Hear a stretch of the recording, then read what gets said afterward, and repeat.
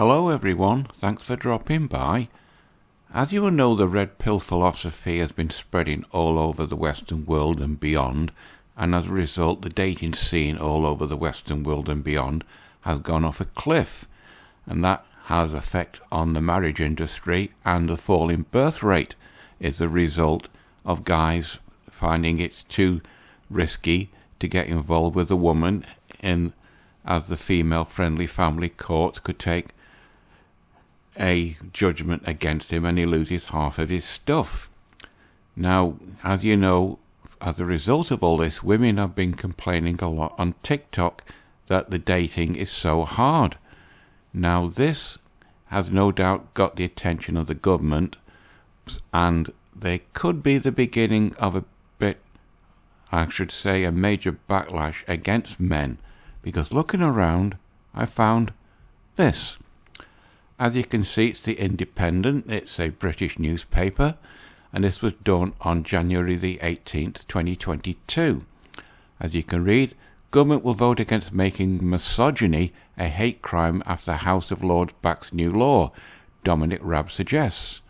Now, if you drop down, it says MPs will vote on the amendment with the Police, Crime, Sentencing and Courts Bill returns to the House of Commons, but Mr Raab suggests that the government will oppose it on Tuesday. That was the previous Conservative government. The Justice Secretary told BBC Breakfast that ministers had already put the right measures in place and considered making misogyny a hate crime. Now that was Independent. Now this is the Home Office, the official site, which is the British policing, etc., and the courts. This was done, as you can see, August 2022. And you can read, making misogyny a hate crime, Police, Crime, Sentencing and Courts Bill 2021 fact sheet. Now, if you on misogyny, you can see 10. So if you go down, misogyny, how is the government responding? We are making the House of Commons to disagree with the House of Lords amendment that seeks to make misogyny a hate crime. This amendment seeks to add the characteristics of sex and gender to hate crime laws, as well as to oblige police forces to collect data on crimes motivated by hostility or prejudice towards these characteristics. And if you drop down again, it says the largest sexual violence support charity opposed making misogyny a hate crime because of the risk it would bring. And then what is the government doing? While we do not believe we should legislate to make misogyny a hate crime, the government is taking active steps to tackle violence against women and girls. Very well, you shouldn't use violence against women or girls. That is completely wrong. However, it's a thin end of a wedge and the first step, as I found this. United Nations for Human Rights. This was done on 21st of February 2024 this year. No time to lose, as UK declares violence against women a national threat.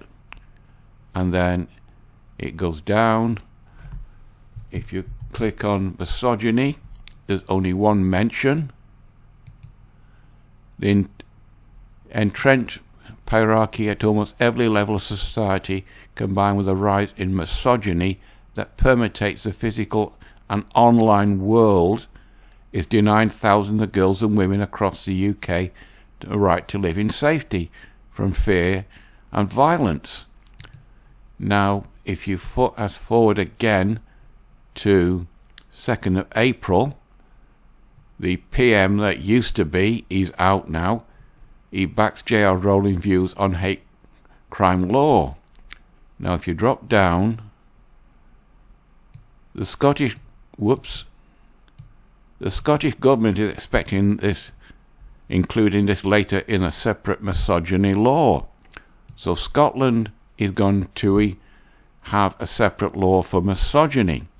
Now, Scotland is a separate legal entity in the UK. Scottish law extends beyond the border, and it predominantly, naturally, is just about Scotland, but Scottish law also tends to extend in England in certain cases. The same day, on 3rd of April, the BBC jumped on the bandwagon. Why are women not protected by new hate crime law? So if you click misogyny, you get 11 links. Sadly, it is rife in our society. Literates cling to the word's origins and insist that misogyny means hatred of women, but it means more than that.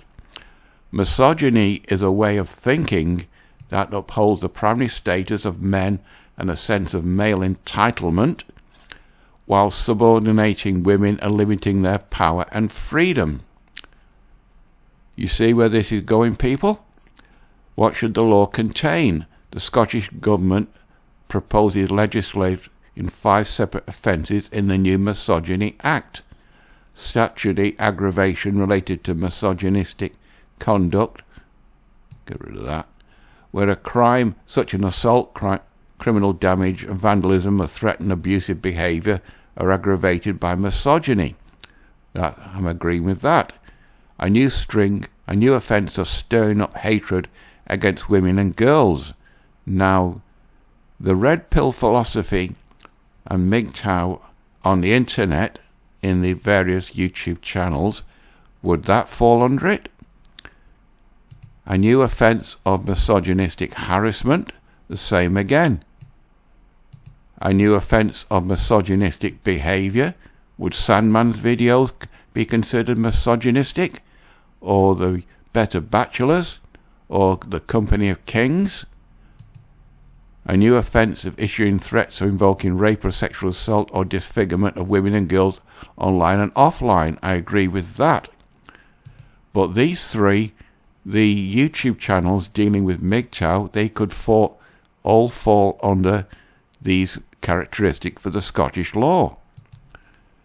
Now, moving on, we had the election here in Britain and Labour got in. Now, Yvette Cooper is the new Home Secretary.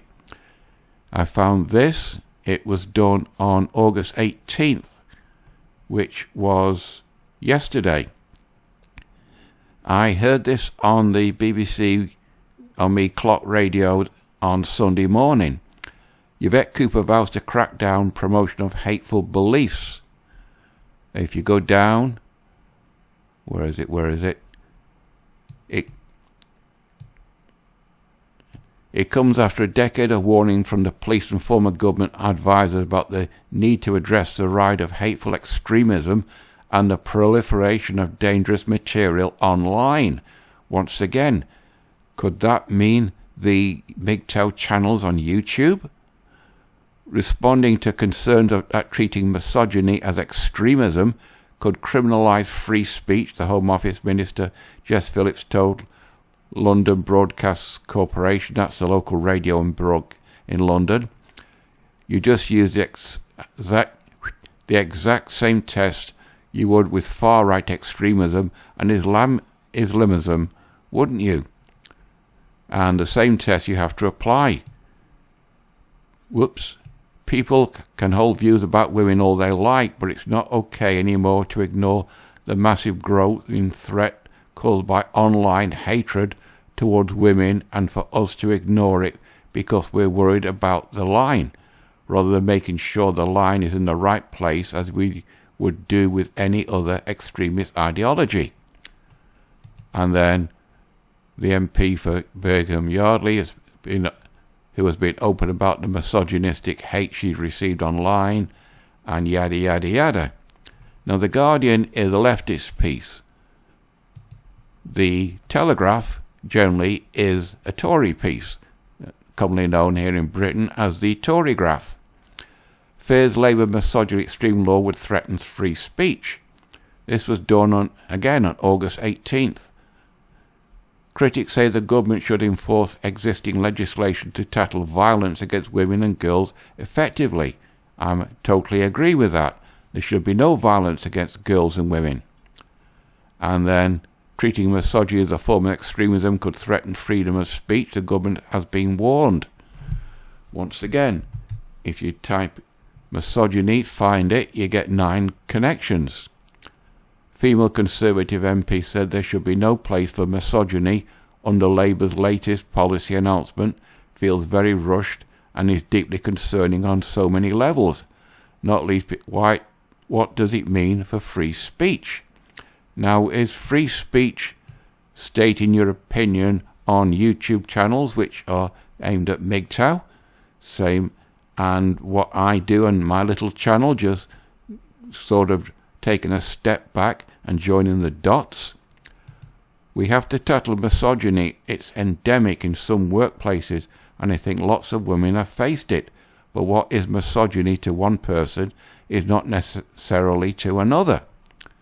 And then it goes more, if you commit violence against girls and women, that's already a crime. True.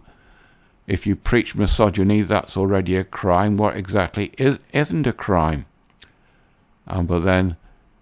But Jess Phillips, a safeguarding minister, told London Broadcasting Corporation, that radio station, the move was necessary to prevent misogyny rather than criminalising people who are showing signs.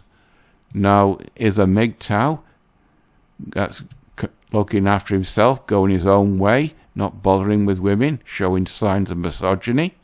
Remember, the dating pool has gone off a cliff.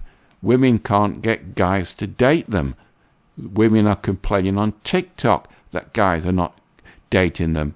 Could that be a sign of misogyny? You tell me. And then officials are concerned, however, this does not go far enough in capturing other forms of extreme misogyny. Could Sandman's videos be considered a form of extreme misogyny? Or Man Talk? Or all the other MGTOW channels on YouTube? And then police chiefs are also accused online influencers, including Andrew Tate, of radicalising boys into extreme misogyny. And then he's a controversial British-American self-proclaimed misogynist, is awaiting trial in Romania over rape and human traffic, which he denies. That's for the Romanian legal people and not for me. Now that's a Telegraph. Now this isn't just restricted to the UK. I found this in the Times of India. This was again done on August 18th. UK government is for first time plans to treat extreme misogyny as terrorism. They're mixing up words. The UK government introduced a new approach to counter terrorism by addressing extreme misogyny. Home Secretary Yvette Cooper has ordered a review to fill in the gaps in the current legislation involving teachers, healthcare professionals and local authorities to prevent referrals. The initiative aims to combat radicalisation of young men influenced by misogynistic figures. A new strategy is expected next year. Now, if he doesn't want to date any girls in the class and just keeps himself to himself and doesn't express any opinion, and a girl accuses him of misogyny, will the government take legal action against him? You can see where this is going. It's a slippery slope. They probably could get the extremists that institute violence against women, but what happens if a guy like myself lives on his own, doesn't bother with women, keeps himself to himself, not married, no children or anything, he doesn't date? Am I going to be considered a misogynist? You tell me. Now this is all to do with Britain. Over in America, you can see the Home Office, the tweet, protecting young futures prevents crimes tomorrow. She visits youth club to have improved young lives and part of ambition to halve knife crime, which is rampant in London. Now, over in America, this hasn't crossed the pond yet, this legislation, but in America, there's a thing called the National Organization for Women. It's the largest organization of feminist grassroots activists in America. They have a headquarters in Washington. Now, no doubt if this law gets passed in Britain, it's not law yet. It's got to be voted in the Commons, then it goes to the committee stages where it's picked over, then it goes to the Lords and they vote on it, then it goes back to the Commons and then they take it to the King, and once he signs it, the royal assent, then it becomes law.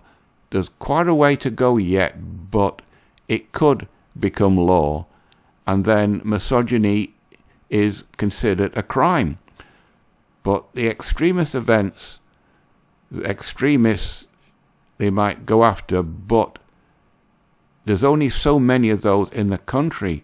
Now, will they start expanding it because women are complaining that men don't want to date them and men are avoiding them? Going back to America, we have this, as I said, National Organization for Women, organization of feminist grassroots activists in America. Hundreds of chapters and hundreds of thousands of members and activists in all 50 states and the District of Columbia. It was founded in 1966 when second wave feminism was going. Now's purpose is to take action through intersectional grassroots activism to promote feminist ideals, lead social change, eliminate discrimination, and achieve and protect the equal rights of all women and girls in all aspects of social, political, and economic life. Now, if girls are complaining in America that men don't want to date them, will the National Organization for Women get involved? Because they'll see that Britain has made misogyny a hate crime? You can see where this is going, people. It could be the start of a backlash in general towards men. Now, that's not the only feminist thing in America. I found this. The Feminist Majority Foundation. They've got 2 offices. In Washington. No, not Washington. Arlington. This lot has a headquarters in Washington. This lot has a headquarters in Arlington, on the East Coast, and they've got one in Beverly Hills on the West Coast. Now let's have a look, see what their office looks like. Copy. Google Earth. Paste. Search. And away we go.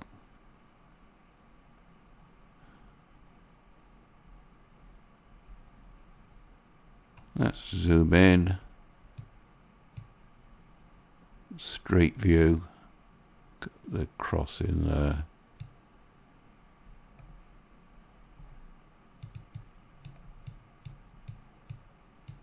And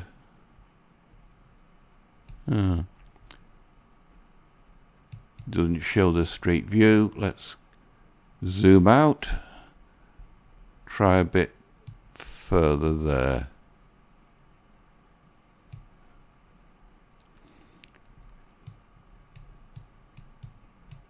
And that's where the office is. Pretty swanky building for a feminist group, don't you agree? Let's see what the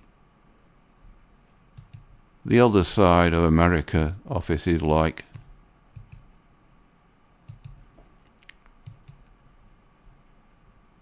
And get rid of that.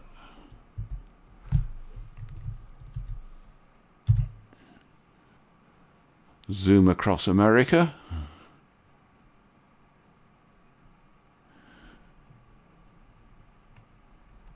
And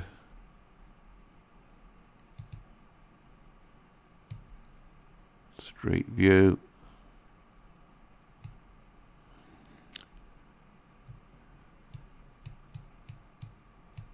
Not as swanky as the other one, unless it's there. But anyway, that's the two offices. They're pretty swanky in the East Coast, not as swanky on the West Coast. Now also I found this, the jobs, the feminist jobs. If a guy applied for any of these jobs, American man, would he be turned down? That he could have a court case against them for discrimination. Account clerk senior, that's full time. Doesn't say typing, Word, Excel, testing, blah blah blah. How much is it paying? Job description, college experience, high school, yada yada yada yada. Doesn't say how much it's paying. But again, if a guy can do all that and he gets turned down, he could have them up for discrimination, because you're not allowed to discriminate on the basis of sex. Well, they are in this country. I don't know about America. But anyway, back to this country. Yvette Cooper wants to crack down on hateful beliefs. Now, is the MGTOW philosophy, the red pill, considered a hateful belief? The guy don't want to risk what he's got by risking it, getting involved with a woman. Remember, don't marry, don't cohabit, and don't procreate with women, because you can lose half your stuff and access to your children. It's a sort of government backlash that could be expanded into men who are MGTOWs. So it's interesting. I'll see if there anything happens in this law, but for now I think I'm on the half-hour mark, maybe beyond that. So you know the routine, people. Like, dislike, comment, subscribe. It's completely up to you. But if it does come law, it could lead to a censorship of all the MGTOW channels on YouTube, and no doubt in Canada, which is part of the Commonwealth, they could be the first to do it, and then it's extending to America. And also it depends on who gets in November. If Trump gets in, then it probably won't happen. But if Kamala gets in, then you can be pretty sure that these feminist groups here that are based in America will be keeping an eye on this law if it does become law, and they'll have a word in Kamala's ear, and then it could become the law over in the United States. So we'll also have to wait and see what happens. But for now, that's it for this one. Till next Monday. Bye-bye.